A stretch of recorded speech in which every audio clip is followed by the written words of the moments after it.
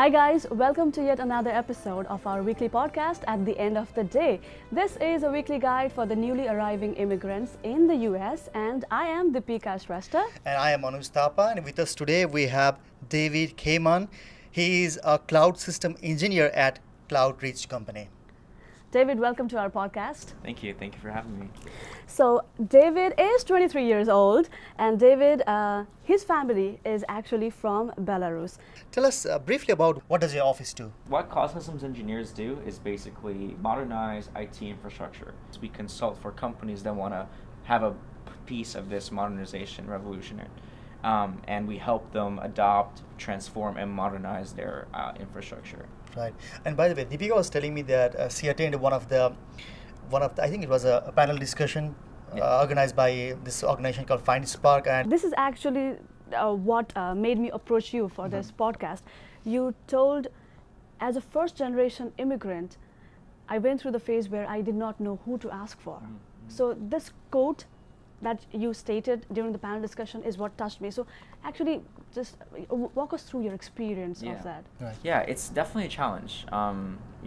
Especially when you're a trailblazer, especially when your parents don't know what's going on, right? It's one thing to have your parents go into university and done all taking exams and all that kind of stuff, and schooling in the Soviet Union and Belarus was very, very different. You have 11 grades first of all. You have everyone knows each other, right? This is a city of 8 million people. Bobruisk, where we're from, is much smaller than that. I think the whole country has less than 8 million people. So it's definitely a challenge. If you don't have to rely on people anymore, that's the thing that is so amazing about technology is the internet connects computers and information. And the information's out there. You just have to be confident with looking it up. I say, for one thing, my mother is more comfortable asking people. She calls her friends, like, what do we do? Where do we live? Where are you going on vacation? Things like that. My generation, you're more likely to go on the internet, ask Google, like, what's a good vacation spot?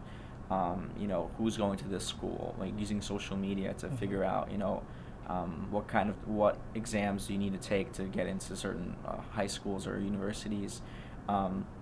So it's definitely a change in where you get your information from. And I was lucky enough to be born into the information age, right? The .com boom and bust of 2000. And computers started getting more readily available. I remember going to the library to look up books I needed to read for for middle school. Looking up the textbooks I would have to look at, more information outside of the things that are written in the books that we'll have to read. So finding information just takes a little bit of extra steps, like going to the library if you don't have access to a computer or a good broadband internet. Investing in internet is a big thing. It's really important to be able to have access to all this information. For example, even the simplest things like, how do you apply for Social Security benefits? How do you apply for a green card? How do you apply for food stamps?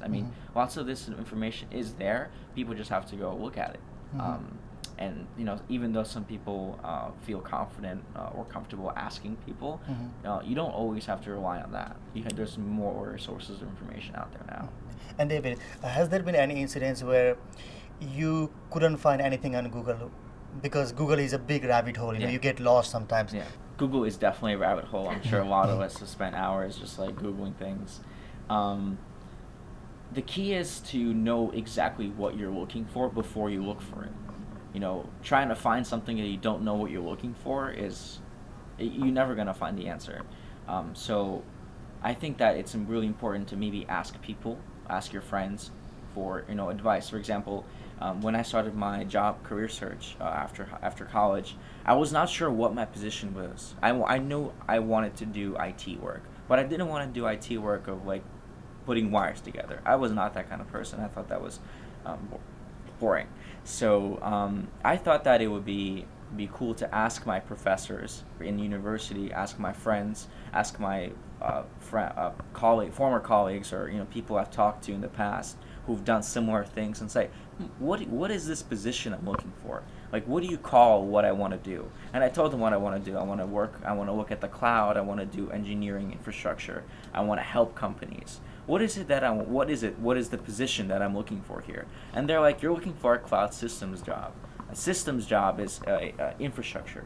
A software job is more application development. So you're not an application developer, which is something that a lot of kids coming out of university want to look for software development jobs because that's what all they know, right? But very few individuals look for specifically systems work.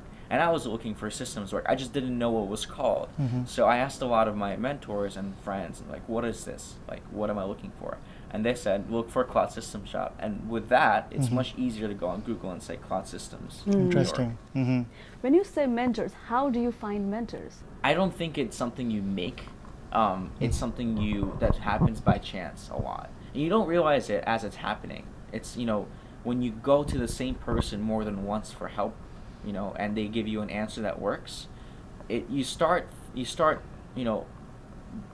kind of gearing yourself towards that person and feeling confident in explaining yourself and talking to them about more than just mentors. And it's a two-way street, right? No mentor wants to just be talked to. They want to talk to you about, what they went through, their questions, and everyone can be a mentor to anyone. It's not it's not like a king title or you're kind of born into it. Right. Your mom can be your mentor. Your first grade school teacher can be your mentor. So it really just comes to you. You just have to be okay with not knowing what to ask and how to ask it. You kind of just try, and usually people will never turn you down. People that you feel like you've talked to before and you've kind of had some conversations with. But it's another thing to kind of just say hi, how are you? Well, what's up? And then ask them, what's the meaning of life, right? So you have to be confident in, being okay with not knowing the answer. Okay. So we are almost towards the end of today's episode of the podcast. But before we end, I think we would like to end it on a slight fun note. There is one thing common between you, Anuz, and me. Okay. Make a guess. Make a guess. What is your favorite hobby? Dance? Yes. You nailed it. Yes. So both of us love dancing, and in fact, it was through dancing that Anuz and I met, and we fell for each other. But then we are not as professional as you. What a great story. We are not as professional as you. So for the audience, David is actually a ballroom and Latin dancer and a choreographer as well, right? So towards the end of the podcast, is there one final piece of advice you would like to give out to the aspiring young immigrants? In America, I think that the number one thing is you can try again. There's always other opportunities out there. True story, I applied to 300 different job applications as I left school. And I only got into like 3 or 4. So that's a 1% acceptance rate. For me, that was unacceptable on so many levels. Because I tried so hard. My grades are great. I really tried hard on my applications and try to build up the best resume I can. And then, here we go, like 3 out of 300, and I'm very happy that one of them turned out to be CLOUDREACH, and I work for CLOUDREACH now, and I'm very, very happy about the position I'm in. So there's always different avenues you can explore because, what's great about the U.S. and New York in particular is that there's so many different career opportunities, and opportunities if you don't confine yourself to one particular thing.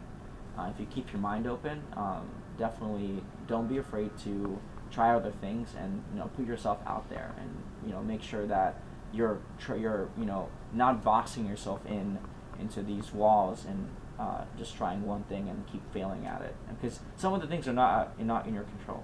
And at the end of the podcast, if there's anybody who wants to reach out to you for any career advice, are you comfortable sharing your email address? Yeah, for sure. So it's my CloudReach email is david.kheyman, Kheyman @cloudreach.com.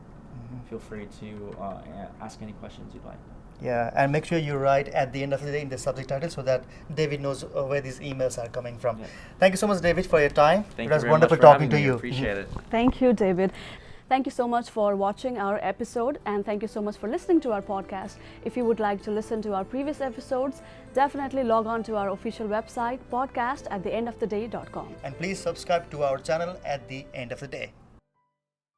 Hey guys, a quick note. If you have a personal story that you think might be helpful to the newly arriving immigrants in the US, please contact us. We would love to feature you in our podcast. Go to our website, podcastattheendoftheday.com, and write to us by going to the feedback section. And by the way, if you love this podcast, you can support us with a small donation. Your help will enable us to continue producing more episodes. The link to support our podcast is in the description below.